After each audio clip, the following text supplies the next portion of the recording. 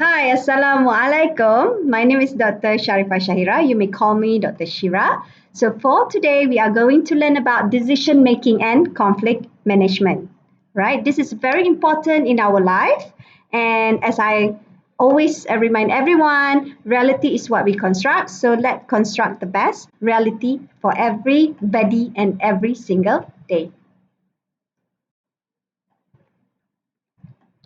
So, what is the definition of decision making? Every single day, we will make a decision. Okay, so it is actually a process of deciding about something important, especially in a group of people or in an organization. Just like us, even for ourselves, we always have to make a decision. For example, early in the morning, a decision to wake up at what time, a decision to be in a good mood, happy mood, or a bad mood. So it's all about our decision. Never ever blame other people, okay, for what we achieve, for how we feel every single day, because it's actually our personal choice and our personal decision. Its second definition, decision making involves the selection of a course of action from among two or more possible alternatives in order to arrive at a solution for a given problem. So when other than you need to decide what you need to do, you also need to decide when you kind of like encounter a challenge. How do you want to solve a challenge or a problem in the best way so that it will not hurt you or other people. So these are the steps of decision making. In a management setting, as I mentioned, when I talk about organization, I like to also focus on personal management. Okay, decision cannot be abruptly. It should be follow the steps such as, so you cannot make a decision out of emotion, out of 100% negative feeling, okay, out of you just want to do it, okay, especially when it comes to there are pro and cons. Okay, these are the steps. Number one, you define the problem. Okay, what is the problem? If your problem with somebody, okay, you can actually increase the conflict or decrease the conflict. If you have a problem with your study, so you are also need to actually define the problem, why you have the problem. Number two, gathering information and collecting data. Okay, do not listen to rumors. Do not listen to whispers. Okay, when you make decision, especially when you are a leader. Okay, and then you heard about somebody negative evaluations. Okay, you must not take it as it is, especially without a concrete data, a concrete evidence. Developing and weighing the options. So, what are the things that you can do? And you need to understand the consequences of your action. If your action will not give you any benefit, will give you lesser benefit, or we actually hurt more people, so it might not be the best decision. Okay, for example, I disagree with certain leaders, countries' leaders until today. They feel that war, pergi perang, is a decision making. That is a bullshit. It is not a decision making. It is 100% just for profit, just for their lust to actually go to war, and it is actually a criminal act, not a decision making. Okay, so remember, if a leader decided to go to war, that is not a decision making, but that is actually an act of a crime. Okay, you kill so many million of people, then you say that is a decision making. That is not a decision making. Choosing best possible option. So make sure you choose the best option. For example, if you have a problem with a lecturer, what is your solution? Okay, you gather the information why you have the problem with that particular lecturer. Because if you have a problem, you might not get a good result.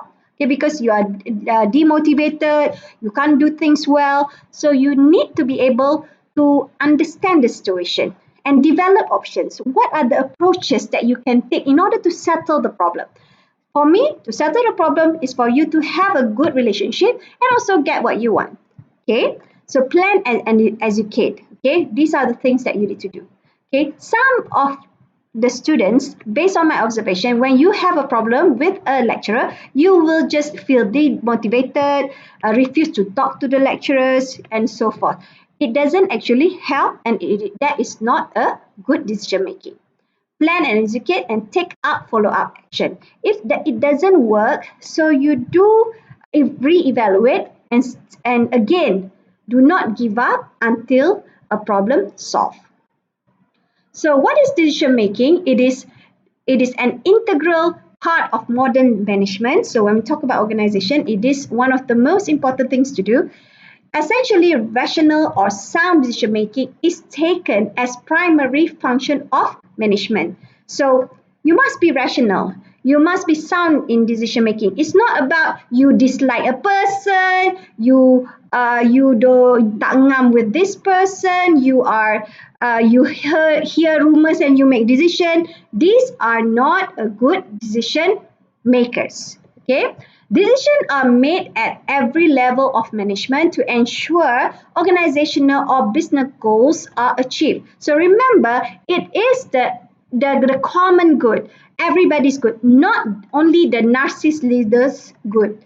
All right, it's not about the leader dislike this, dislike that. Or it's just about me, me, me. It's not that. Okay, remember, as a leader, when you make a decision making, you must ensure that it is beneficial, not just for you. If only beneficial for you, in other words, you are a bad leader. So it must beneficial everyone.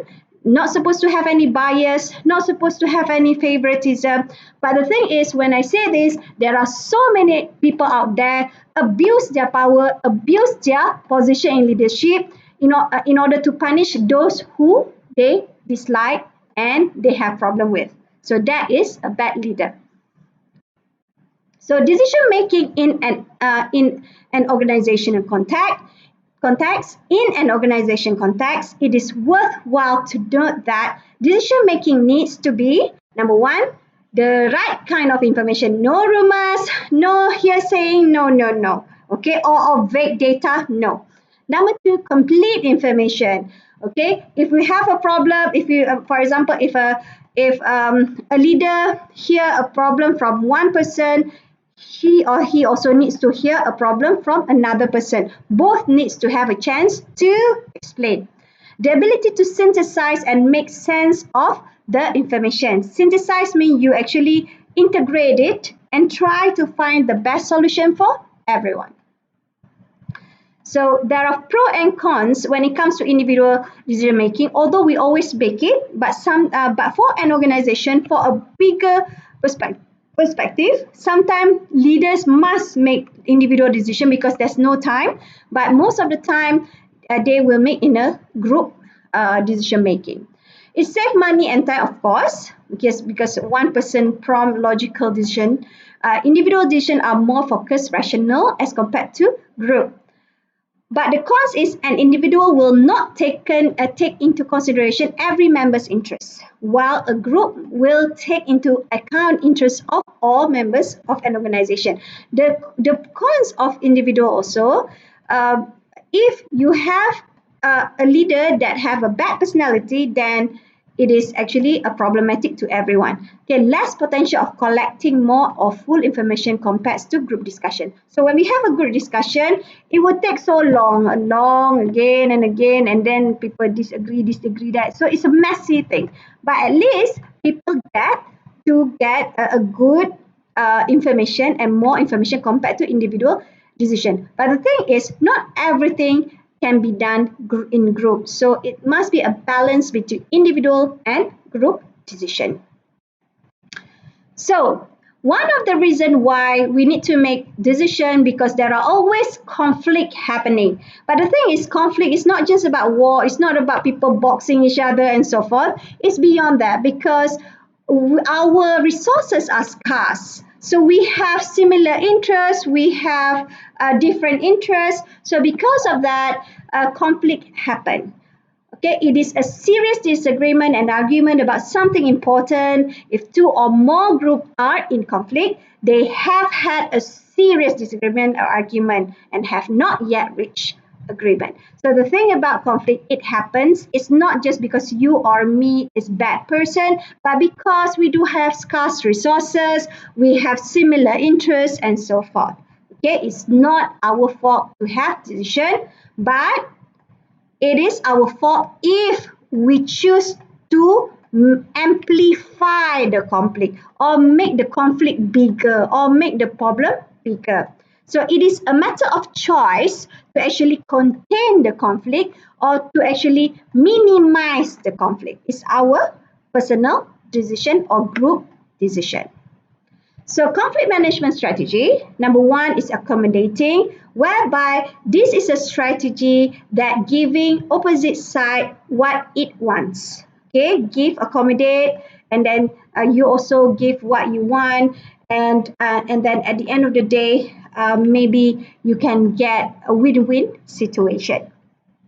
Number two, avoiding. Sometimes it is not worthwhile to actually argue when things are heated up. Okay, the avoidance strategy seeks to put off conflict indefinitely. So, for example, when you have a problem with your friend, for example, okay, do not text her when you are angry or him when you are angry. Do not uh, upload or put it in your Twitter or Instagram or Facebook about it, because it doesn't work, because it will actually amplify the conflict or make the problem bigger.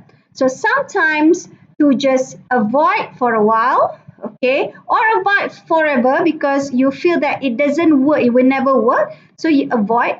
It is better than confrontational sometimes. Yeah. Collaborating is always good, whereby you have conflict of ideas and interests, so you say why not we collaborate and both will win situation. Compromise, okay, again compromise is similar to collaborating and also accommodating. So here you try to compromise and negotiate, okay, which area that this supposed to get and which area the other person supposed to get. Competing, this one usually you will compete and make sure that only one side wins. So usually people who has the upper hand, who has more leverage will do this. Okay, especially when it comes to business, competing, or even certain thing in life. There are certain thing we can compete, but there are certain thing we can collaborate. So it depends on which leverage that we have. So pro and cons of these strategies. Pros leads to solving the actual problem, leads to a win-win outcome, builds a foundation for effective collaboration in the future. And then cons, collaborating may not be practical when timing is crucial, requires a commitment from all parties, but some people will take advantage of it and make us at the losing end when we trust and open to them. So this is the thing. This is a human behavior. I really hope that all of us will behave in a good human way. Okay, not in a human being who are narcissists, who only knows how to accommodate his or her needs only. All right. So that's all for today. And again, I would like to remind everyone, if you feel reality is not really good, it is our duty to make the reality the best for you, me, and everybody around us. Thank you.